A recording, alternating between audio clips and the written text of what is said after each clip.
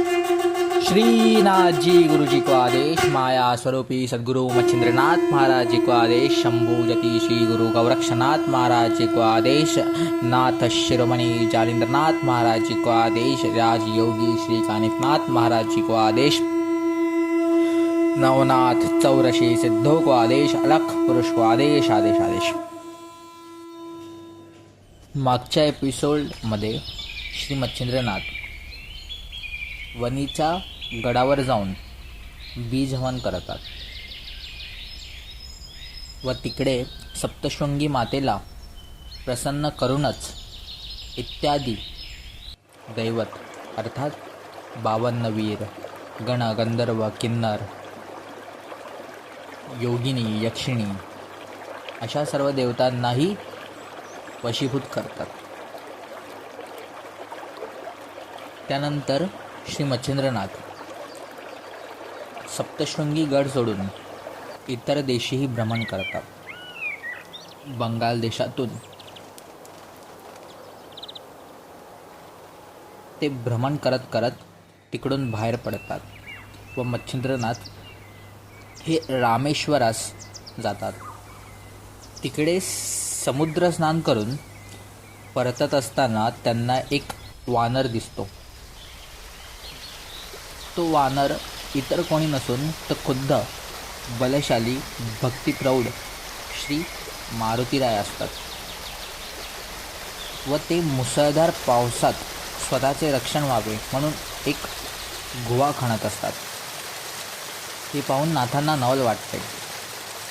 नाथांना मारुतीरायाची ओळख न होता तो एक साधा वानर आहे असे वाटते। त्यांनी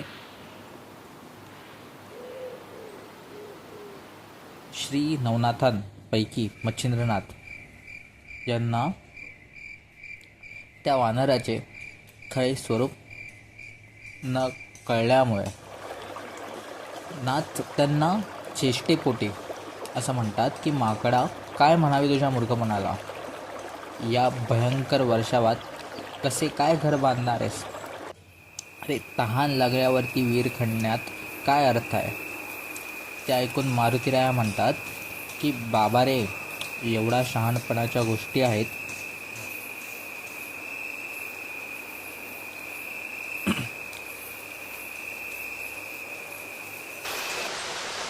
आणि ह्या गोष्टी तू मला सांगतोस असा तू हाय तरी कोण? तर मच्छिंद्रनाथ स्वतःचा परिचय देत म्हणतात की मी जती असून मला मच्छिंद्रनाथ ह्या नावाने जग ओळखतात। ज्यावर श्री मारुतीराया प्रत्युत्तर करतात की माझ्या माहितीप्रमाणे एकटा हनुमंतच तेवढा खरा जती आहे, तेव्हा तुझ्या रूपात हा नवीन जती कोठून उद्भवला आहे? बरं, या पदव्या तुला दिल्या तरी कोणी? आणि नाथ, जती ह्या पदव्या लावण्या अगोदर आपण ह्या पात्रतेचे आहोत तरी का, असे विचार तुझ्या मनात आले नाहीत का? तेव्हा श्री मच्छिंद्रनाथ असं म्हणतात की एखाद्याच्या प्रतापशक्तीचा अनुभव आल्याशिवाय कोणी कोणाला ह्या पदव्या देत नाही। त्यावरती मारुती म्हणतात, मग पाहू दे तरी तुझी सामर्थ्य। पूर्वी हनुमंतांच्या सहवासात असताना मला त्यांच्या कृपाप्रसादाने त्यांची सहस्त्रांश शक्ती प्राप्त झाली आणि त्या शक्तीचं तुला निवरण करता येतं का हे मला पाहायचं आहे। तेव्हा त्या वानराचं आव्हान स्वीकारत श्री मच्छिंद्रनाथ त्या वानराला असं म्हणतात की माकडा, उगीच वटवट कशाला करतोय? मलाही पाहू दे तुझ्या अंगी काय पराक्रम आहे। हे ऐकून श्री मारुतीराया अत्यंत संताप व्यक्त करतात। त्यांनी क्षणार्धात महाकाय रूप धारण केले आणि नाथांवर पर्वतांचा मारा सुरू केला। खूप मोठमोठे पर्वत उचलून त्यांनी नाथांवरती प्रहार करायला सुरुवात केली।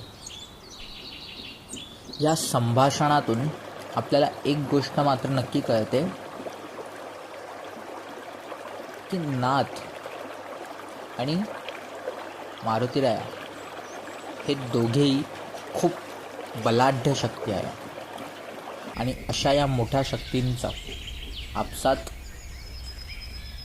असा वाद होणं एक मोठी युद्धाची घोषणा आहे.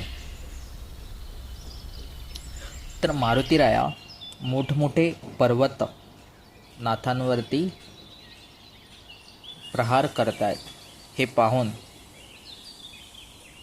व त्यांनी क्षणार्धात महाकाय रूप धारण केले याचा विचार करून नाथांना समजलं की हे साक्षात मारुती रूप आहेत व हे दुसरे तिसरे कोणीच नाही, हनुमंत प्रभू आहेत. आणि हे आपली परीक्षा घेत आहेत. तर नाथांनी आपल्या मंत्रशक्तीच्या साहाय्याने त्या पर्वतांचे निवरण केले. ते पाहून चवताळलेले मारुती हातामध्ये डोंगर घेऊन त्यांच्यावर धाव घेतली. तेव्हा नाथांनी त्यांच्यावर वातार्कषण अस्त्राचा प्रयोग केला. त्यामुळे मारुतींची सर्व हालचाल थांबली. त्यांचे प्राण कंठाशी आले. त्यावेळी आपल्या पुत्राची ती विकल अवस्था पाहून वायुदेव मच्छिंद्रनाथांना शरण गेले आणि मारुतीला मुक्त करण्याची विनंती करू लागले. तेव्हा त्यांच्या शब्दाचा मान ठेवून श्रीनाथांनी मारुतीला अस्त्रमुक्त केलं. श्री मारुतीराया देहभानावर आले आणि येताच वायुदेवांनी त्यांना या नाथांच्या पाठीशी गुरूंची अमोघ शक्ती आहे, त्यांच्यापुढे पराक्रम चालणार नाही असे समजावले. मग त्या पिता पुत्रांनी मच्छिंद्राशी सख्य केले आणि मैत्रीचा हात पुढे केला. श्री मारुतींना वायुदेव खडसावून सांगू लागले की श्री मच्छिंद्रनाथांच्या कार्यात सहाय्य व्हावे. तेव्हा त्या दोघांनी म्हणजेच मारुतीराया व वायुदेवांना वंदन केले आणि नाथ मारुतींना म्हणाले की हे कपिराज, तू मार्तंड पर्वतावरती मला अनुकूल झालास, शाबरी कवित्वास वरही दिलेस आणि आता माझ्याशी युद्ध केलेस, हे असे का केलेस? त्यावर मारुतीराया हसून म्हणाले, मी तुला आधीच ओळखले होते. तू कोणाचा अवतार आहेस हेही मला माहीत आहे, पण मार्तंड पर्वतावर तुला देवतांनी जे सामर्थ्य दिले आहे ते अजूनही तसेच आहे का किंवा नाही, तेच मला पाहायचे होते. म्हणून मी तुझी मुद्दाम परीक्षा घेतली. आता तुझ्याविषयी काहीच चिंता नाही. अशा श्री मारुतीराया व मच्छिंद्रनाथांच्या भेटीने श्री मच्छिंद्रनाथ आनंदी झाले. त्या प्रसंगी आपले मनोगत व्यक्त करत श्री मारुतीराया मच्छिंद्रनाथांना म्हणाले की नाथ, कित्येक वर्षापासून माझ्या मनावर एक ओझे आहे आणि ते दूर करण्यास फक्त तुम्हीच सामर्थ्यवान आहात. तेव्हा कृपा करून माझे कार्य तुम्ही करतील असं मला वचन द्या. त्यावर श्रीनाथ म्हणाले की पण मला कोणते कार्य आहे हे तरी सांग. त्यावर श्री मारुतीराया म्हणाले की नाथ, रावणवधानंतर श्रीराम व सीतामाईंसोबत मीही अयोध्येस गेलो होतो. तेव्हा सीतामाई मला म्हणाली की हनुमंता, तू मला माझ्या पुत्रासारखाच आहेस, त्यामुळे तुला माझी एक इच्छा पूर्ण करावी लागेल व ती तू पूर्ण करशील असे मला वचन दे. त्यावेळी मी तिला तसे वचन देताच सीतामाई मला म्हणाली की तू गृहस्थाश्रमात प्रवेश कर व सुखाचा संसार थाटून त्या संसाराचा उपभोग घे, अशी माझी इच्छा आहे. मी बालब्रह्मचारी असल्यामुळे ते ऐकून मी पूर्णपणे हादरून गेलो आणि श्री रामचंद्रांच्या जवळ जाऊन आपले गाराणे मांडू लागलो. रडत रडत श्री रामरायांना पूर्ण वस्तुस्थिती समजावून दिली. त्यावर ते असे म्हणाले की बाबा रे, रावणवधानंतर तुला स्त्रीराज्यात जावेच लागते ही अनादी परंपरा आहे.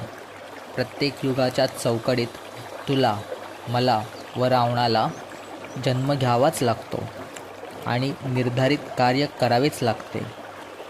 तुझे स्त्रीराज्यात जाणे हे त्यापैकी एक मुख्य कार्य आहे. आजपर्यंत 98 वेळा झालेलं आहे आणि आताची ही 99वी पाळी आहे. तेव्हा तू निशंक मनाने स्त्रीराज्यात प्रवेश कर. तुझ्या नुसत्या भुभुकाराने स्त्रीराज्यातल्या स्त्रिया गर्भवती होतील.